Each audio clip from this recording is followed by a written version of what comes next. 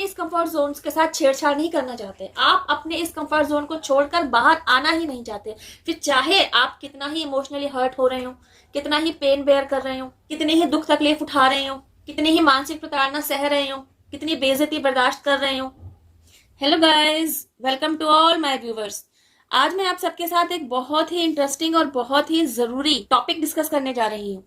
Guys देखिए, ये है आपकी ब्लड लाइन जहां आपने जन्म लिया है, और ये है आपके एंसेस्टर्स, आपके वे रिश्तेदार, ग्रैंड ग्रैंड ग्रैंड पेरेंट्स जो अब इस दुनिया में नहीं है। यू नो व्हाट गाइस, ये आपके उस श्रेणी के एंसेस्टर्स हैं जिनके आप नाम तक भी नहीं जानते होंगे। उसके बाद नंबर आता है आपके ग्रैंड पेरेंट्स का, आपके ग्रैंडफादर का, आपकी ग्रैंड मदर का। यस ऑफ कोर्स, इन दोनों का नाम आप बखूबी जानते होंगे, आपको याद भी होगा। लेकिन अगर ये लोग भी शरीर छोड़ चुके हैं तो ये भी यहां से हटकर आपके एंसेस्टर्स की श्रेणी में ही शामिल हो जाते हैं। अब बात करते हैं आपके पेरेंट्स की, आपके माता पिता की। अब अगर आपके माता पिता जीवित हैं तो ठीक है, लेकिन अगर आपके माता पिता भी शरीर छोड़ चुके हैं तो ये लोग भी जाकर एंसेस्टर्स की श्रेणी में ही शामिल हो चुके हैं। मतलब वे लोग, आपके माता पिता हो, आपके ग्रैंड पेरेंट्स हो, या उससे ऊपर की श्रेणी के लोग, ग्रैंड ग्रैंड पेरेंट्स, जो लोग शरीर छोड़ चुके हैं, वे सभी एंसेस्टर्स की श्रेणी में शामिल हो जाते हैं। वे सभी आपके पूर्वज हैं। ब्लड लाइन से मतलब है जिस ब्लड लाइन को आपने कैरी किया हुआ है। आपसे पहले उस ब्लड लाइन में आए आपके पिताजी, आपके पिताजी के पिताजी, यानी कि आपके ग्रैंडफादर, और यह चेन ऊपर तक जा रही है। ग्रैंड ग्रैंड पेरेंट्स यही लोग हैं। अब बात करते हैं इस ब्लड लाइन में आने के बाद आपके द्वारा निभाए जाने वाले मेजर रोल के बारे में। सबसे पहले समझ लीजिए, यहाँ आपसे रिलेटेड कौन लोग हैं। आपके क्लोज वन, आपके घर परिवार के लोग, आपके रिलेटिव्स, आपके नाते रिश्तेदार, आपके फैमिली मेंबर्स, आपके फ्रेंड्स, आपके नेबर्स और आपके कलीग्स। यही लोग हैं ना जो डायरेक्टली इनडायरेक्टली आपके साथ जुड़े हुए हैं। इन्हीं सबके साथ आपका कुछ लेना देना चल ही रहा है, आगे भी चलता ही रहेगा जब तक आप हैं। यही वे लोग हैं जिनमें से कोई आपका ट्विन होगा, कोई आपका सोलमेट होगा, तो कोई आपका कार्मिक भी होगा। इन्हीं के साथ आपके रिश्ते अच्छे भी बने हुए होंगे और इन्हीं के साथ आपके रिश्ते बिगड़ेंगे भी। यही तो वे लोग हैं। इन्हीं में से कुछ एक की वजह से आपकी लाइफ में दुख आएगा, आप इमोशनली हर्ट होंगे, आप पेन झेलेंगे, और इन्हीं के साथ आप किन्हीं खुशियों के पल को भी सेलिब्रेट करते हुए दिखाई देंगे।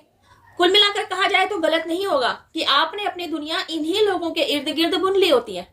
अब ऐसे में जब सब कुछ चल ही रहा है और आप भी ऐसे लाइफस्टाइल को जीते रहने के आदी हो चुके हैं, तो ऐसे में स्पिरिचुअलिटी का क्या रोल है? ऐसे में स्पिरिचुअल पाथ को अपनाने का क्या मतलब है? इन सभी के साथ लेने देने से रिलेटेड सिचुएशंस को डील करने में क्यों हमें स्पिरिचुअलिटी की जरूरत पड़ती है? आखिर स्पिरिचुअलिटी इन सभी से रिलेटेड सिचुएशंस को डील करने में क्या महत्वपूर्ण भूमिका निभा सकती है, जो आप वैसे नहीं निभा पा रहे? इस स्टेज पर आपके द्वारा समझने वाली बात यह है कि जिन लोगों के सामंजस्य से, जिन लोगों के साथ आपने अपनी दुनिया का ताना बाना बुन रखा है ना कहीं आपके बिलीफ सिस्टम में बैठ चुका है कि this is your comfort zone, तो आप अपने इस कंफर्ट जोन के साथ छेड़छाड़ नहीं करना चाहते। आप अपने इस कंफर्ट जोन को छोड़कर बाहर आना ही नहीं चाहते, फिर चाहे आप कितना ही इमोशनली हर्ट हो रहे हो, कितना ही पेन बेयर कर रहे हो, कितनी ही दुख तकलीफ उठा रहे हो, कितनी ही मानसिक प्रताड़ना सह रहे हो, कितनी बेइज्जती बर्दाश्त कर रहे हो। आपको लगता है यही तो लाइफ है, it's a part of life, और जो कुछ भी आपके साथ हो रहा है इट इज क्वाइट नेचुरल, यह तो सभी के साथ होता है, तो आपके साथ अलग क्या हो रहा है? तो आपके इसी बिलीफ सिस्टम को, या यूं कहा जाए आपके इसी गलत बिलीफ सिस्टम को तोड़ने के लिए तो डिवाइन इंटरवेंशन आपकी लाइफ में एंटर करता है। आप ट्रांसफॉर्मेशन पीरियड से गो थ्रू होते हैं। एक छोटी सी बात समझिएगा कि आपको समझ में आ रहा है कि आपकी लाइफ में ट्रांसफॉर्मेशन पीरियड चल रहा है, या आप इतना समझ पा रहे हैं कि आप ट्रांसफॉर्मेशन पीरियड से कंप्लीटली गो थ्रू हो चुके हैं, तो इसका मतलब है आप स्पिरिचुअलिटी से जुड़ चुके हैं, आप स्पिरिचुअल पाथ पर चल रहे हैं। आई नो आप समझना चाहेंगे कि आखिर यह स्पिरिचुअलिटी क्या है। मेरा अनुभव, जिस तरीके से मैंने स्पिरिचुअलिटी को समझा है, मेरा अनुभव कहता है स्पिरिचुअलिटी मतलब एक स्पिरिट की एक्चुअल रियलिटी। अब जानते हैं आपके द्वारा निभाए जाने वाले उस एक मेजर रोल के बारे में, जिसे या तो आपने निभाया है या आपने नहीं निभाया। वह मेजर रोल है you need to heal yourself, then you need to heal your ancestors. और अगर आपके ब्लड लाइन में कहीं कोई पेन है तो आपका उत्तरदायित्व है कि आप उस पेन को हटाएं, अपने ब्लड लाइन को पेन फ्री करें, ताकि आपके आगे आने वाली पीढ़ी भी कर्ज फ्री लाइफ जी कर जाए। लेकिन आप क्या कर रहे हैं? आप तो इन्हीं लोगों के साथ स्टक हो रखे हैं, इन्हीं लोगों के साथ दुनियादारी निभाने में फंसे हुए हैं। आपको इनके साथ दुनियादारी निभाना जरूर है, आपके इनसे रिलेटेड जो भी उत्तरदायित्व है उन्हें जरूर पूरा करना है, लेकिन खुद के साथ भी तो जुड़िए। तो जब तक आप स्पिरिचुअलिटी को नहीं खंगालते, स्पिरिचुअलिटी के साथ आपका जुड़ाव नहीं होता, तब तक आप अपने इनर सेल्फ के साथ ही जुड़ नहीं पाएंगे। और जब तक आप अपनी ही इनर सेल्फ से अनभिज्ञ रहेंगे, जो जिन लोगों के इर्द गिर्द आपने अपनी दुनिया का ताना बाना बुन रखा है ना, इनके साथ जो भी आपके क्लैशेस चल रहे हैं, जो भी आपके लेन देन चल रहा है, इमोशनली पेन लेने देने का, जो भी कार्मिक बंधन है आप लोगों का एक दूसरे के साथ, उसमें क्लैरिटी कहाँ है आपके पास? अगर होती तो इमोशनल हर्ट क्यों आपको मिलता? क्यों आप किसी पेन से गो थ्रू होते? अब यह कर्म बंधन जिसे आप कार्मिक अकाउंट कहते हैं, पास्ट लाइफ से आ रखा भी हो सकता है जिसे आपने कैरी कर रखा है, या फिर ऐसा भी हो सकता है कि आपने करंट लाइफ में, मतलब आज की जो आपकी प्रेजेंट लाइफ है, यही आपने कहीं कुछ किसी के साथ कार्मिक अकाउंट क्रिएट कर लिया।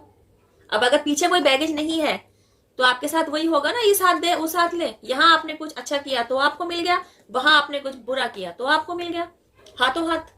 तो जब आप ट्रांसफॉर्मेशन पीरियड से गो थ्रू होते हैं ना, तो ये इस तरीके से आपकी लाइफ में सकारात्मक बदलाव लेकर आता है, जैसे आपके दिमाग के सारे चक्षु खोल देता है। आप सो रहे थे ना, आपको जगा दिया जाता है, आप अनअवेयर थे, आपको अवेकन कर दिया जाता है।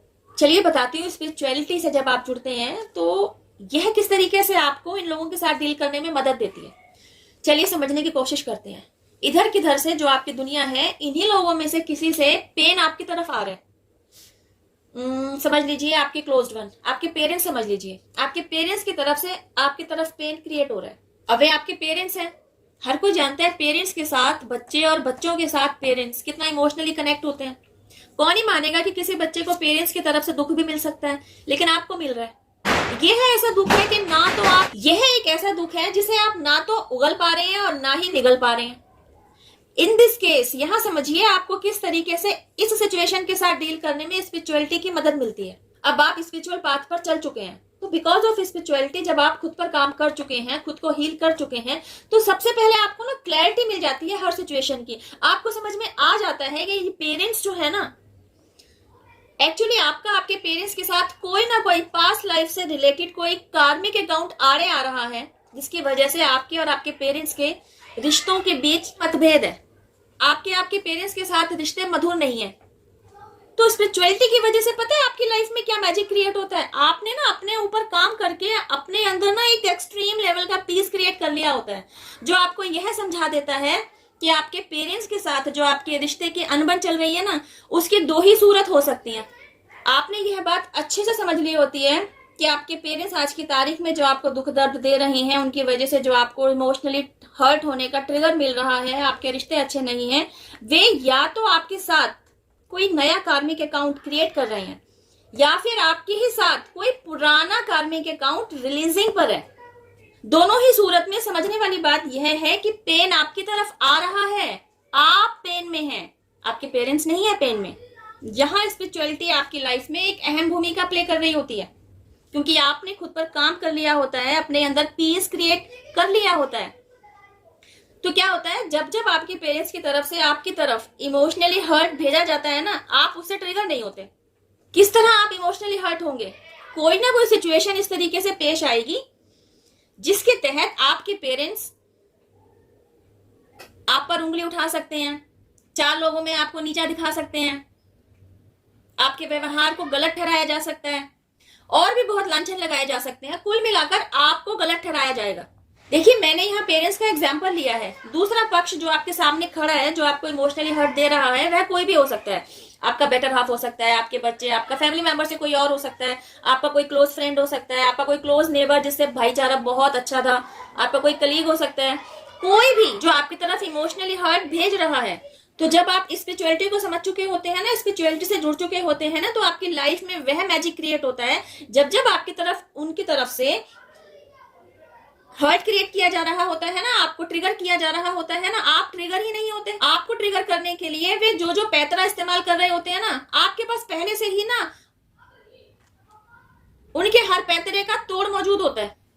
आप इतने इंट्यूटिव हो चुके होते हैं, आपका माइंडसेट इतना पॉजिटिव हो चुका होता है, आपने खुद को हाई वाइब्रेशन में रखना सीख लिया होता है। वह दूसरा पक्ष जो है ना, अगर वह आपके साथ लो वाइब्रेशन से भी डील कर रहा है ना, मतलब ऊंचा ऊंचा बोलना, अग्रेशन दिखाना, अब्यूजिव लैंग्वेज इस्तेमाल करना, इवन इवन मार पिटाई तक करना, आप इतने हाई वाइब्रेशन में होते हैं, आप उनके हर तरीके की सिचुएशन के साथ डील करना जान चुके होते हैं। तभी तो बोल रही हूं, वे जो भी पैटर्न इस्तेमाल करते हैं आपके पास उनका तोड़ पहले से ही मौजूद होता है, वो भी बिना लो वाइब्रेशन में गए हुए। एंड यू नो व्हाट, आपके बॉडी लैंग्वेज में आए इस सकारात्मक बदलाव को देखकर वे खुद शॉक्ड होते हैं कि आखिर आप उनके इतने उकसाने के बावजूद, आपको इतना उत्तेजित करने के बावजूद कि आप भी उनके जैसा लो वाइब्रेशन में ही डील करें, आप भी गाली गलौज करें, आप भी मार पिटाई करें, आप पर असर ही नहीं पड़ रहा होता, आप ऐसा कुछ कर ही नहीं रहे होते, बल्कि न जाने आप किस तरीके के शब्दों का इस्तेमाल करते हैं, वो भी इन अ वेरी पोलाइट वे, बहुत ही आराम से। लेकिन जो शब्द है ना, वो इस तरीके की उन्हें मार मार रहे होते हैं कि ना तो उनके पास आपके शब्दों का जवाब ही होता है और ना ही वे आगे लो वाइब्रेशन से डील कर पाते हैं।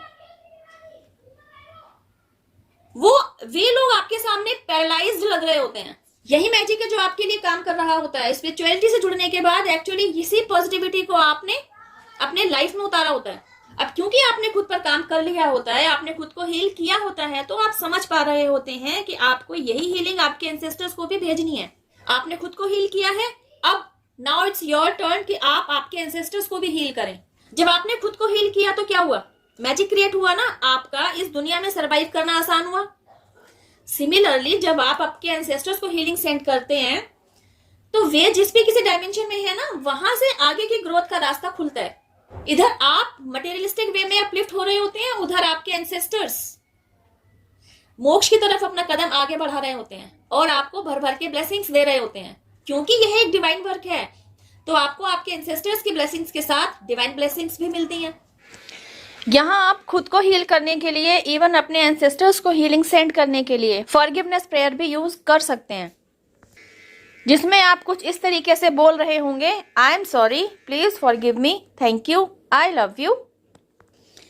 एंसेस्टर्स को हीलिंग सेंड करने से रिलेटेड सेपरेट वीडियो इसी चैनल पर अवेलेबल है, आप चाहें तो उसे भी देख सकते हैं। चीजों को देखने और समझने में आपको और अधिक मदद मिलेगी। इस वीडियो में बस इतना ही। अब मैं आपसे मिलती हूँ मेरी नेक्स्ट वीडियो में। टिल देन हैव पेशेंस, रब्बा खैर, जय माता दी, take care, bye, stay blessed.